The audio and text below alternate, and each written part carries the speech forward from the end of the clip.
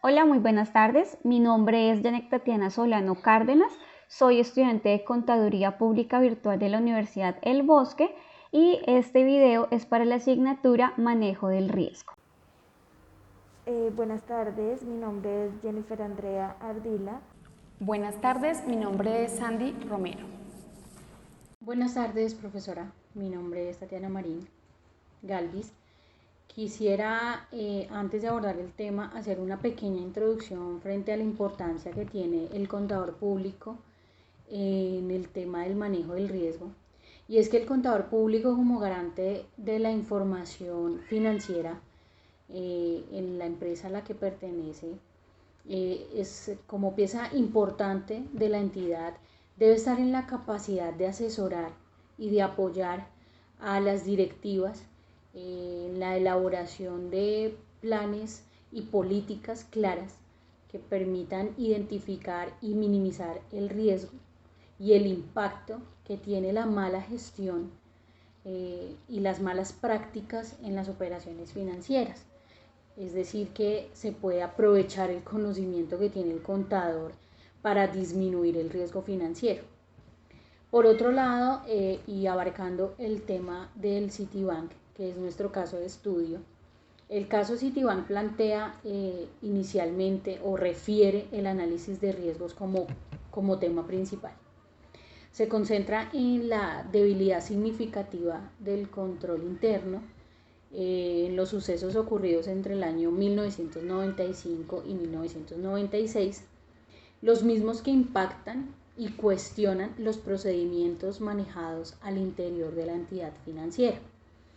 Como el tema general refiere la debilidad en el control interno, se toma el modelo COSO Framework y en cuanto al diagrama causa y efecto, el enfoque se basa en identificar una problemática específica, que en este caso es el tráfico ilegal de fondos, y con ello hacemos la elaboración de nuestro esquema Ishikawa o espina de pescado, el cual permitirá precisar la información pertinente. La base para el inicio del esquema o la elaboración del esquema, pues parte de las preguntas planteadas en la actividad.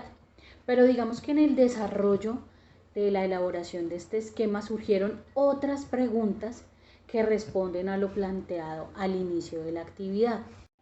Empezamos por determinar las categorías de las causas representadas en los cuadros del diagrama y las cuales se seleccionan para que se adapten al contexto en particular. El proceso de desarrollo de este método de análisis permite establecer el efecto que se va a realizar de manera que se pueda completar las causas para cada categoría y continuar preguntándose por qué, para conectar las causas y asociar los efectos y estos apliquen al efecto principal, que en este caso es la problemática identificada al inicio del desarrollo del esquema, que es el tráfico ilegal de fondos. En esta oportunidad les voy a hablar sobre las categorías que menciona mi compañera anteriormente, las cuales pudimos identificar como proceso, entorno, herramientas y personal. Sobre lo mencionado anteriormente se realizan las siguientes preguntas según cada categoría. Preguntas del proceso que hablan del esquema o la vertiente por la cual surge el conflicto. Identificamos preguntas para responder, como por ejemplo, ¿por qué el control interno era débil? ¿En qué radicaba la flexibilidad de los controles? ¿Y qué pasaba con los resultados de las auditorías internas?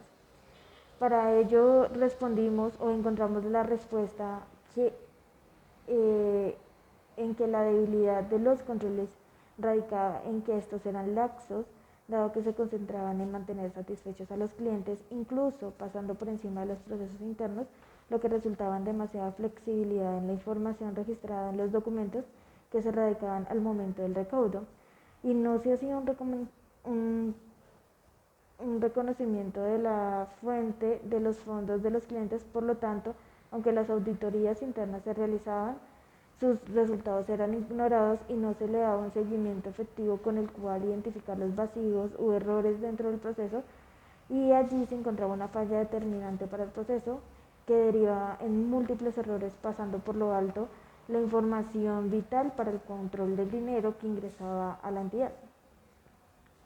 En preguntas del entorno que tratan sobre la identidad organizacional y las bases cimentadas de la función de los profesionales que trabajaban en la entidad, encontramos preguntas para resolver como dónde fallaba la formación del profesional a cargo y dónde estaba el área de supervisión. Para ello respondimos que la formación del profesional en este caso brilla por su ausencia, pues faltaba con toda propiedad la ética profesional, ya fuera por decisión propia o por seguir órdenes superiores, pero es evidente que no había un área de supervisión o esta se pasaba por alto. Sin embargo, se ignoraron una serie de memorandos de ejecutivos de bancos privados pidiendo a todos cumplir con dichos procedimientos internos.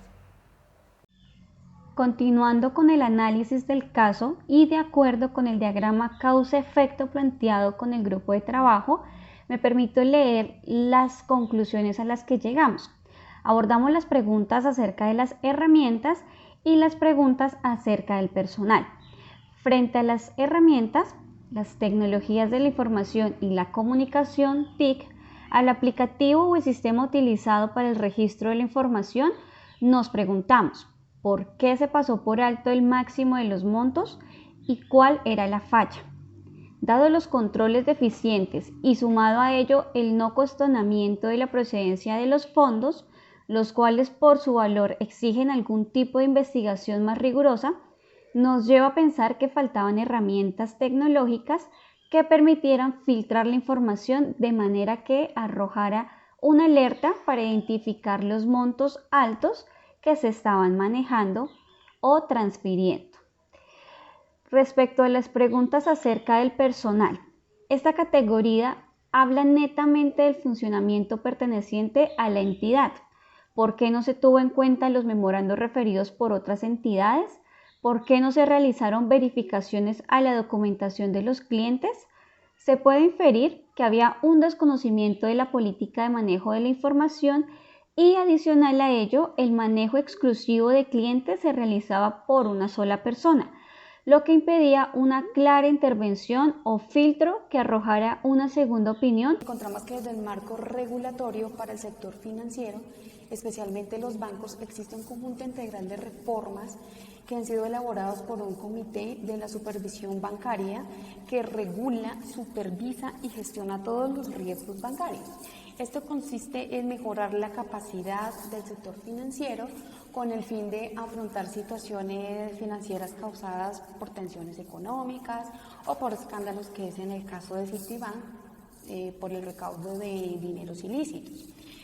En todo este proceso se hace con el fin de mitigar el riesgo, buscando nuevas conductas en la administración que se adapten y que sean transparentes en la información bancaria que se le vaya a suministrar. Finalmente podemos dar un concepto en nuestro caso muy puntual con 3 preguntas. La primera que encontramos es por qué el incumplimiento de Citibank de las leyes bancarias representó una debilidad en el control. Entonces, la debilidad se presentó por el afán de obtener los recursos por parte de la funcionaria Amy Elliott, junto con las políticas laxas, las auditorías internas, que llevó a tener fallos en los mecanismos de todo el control interno, porque si bien sabemos, el control interno es nuestra primera línea de acción frente al riesgo del cumplimiento de los objetivos operacionales de los entes. Y todo esto se debe hacer correctamente. ¿Para qué? Para que tengamos un actuar y de un modo muy eficiente. Entonces, omitir toda la documentación necesaria y respectiva de las respectivas auditorías. Esto tuvo como consecuencia la captación de dineros ilegales. En nuestra segunda pregunta encontramos qué controles estaban en su lugar pero no funcionaban. Entonces, revisión de los documentos por parte de los funcionarios encargados de captar el dinero y la auditoría interna permisiva. No tener un buen control sobre los reportes de las transacciones por encima de ciertos montos, que si bien las auditorías se encargan de de supervisar estos montos y de saber por qué se recaudan y a qué están destinados tales fondos. Nuestra tercera pregunta es ¿por qué no se siguieron los procedimientos de control establecidos? No se siguieron porque no se estaba realizando ningún tipo de seguimiento de los recaudos, como lo dije inicialmente. Las auditorías internas eran permisivas porque su prioridad siempre fue en atender a los clientes, más no en comprobar si la información documentada era legal.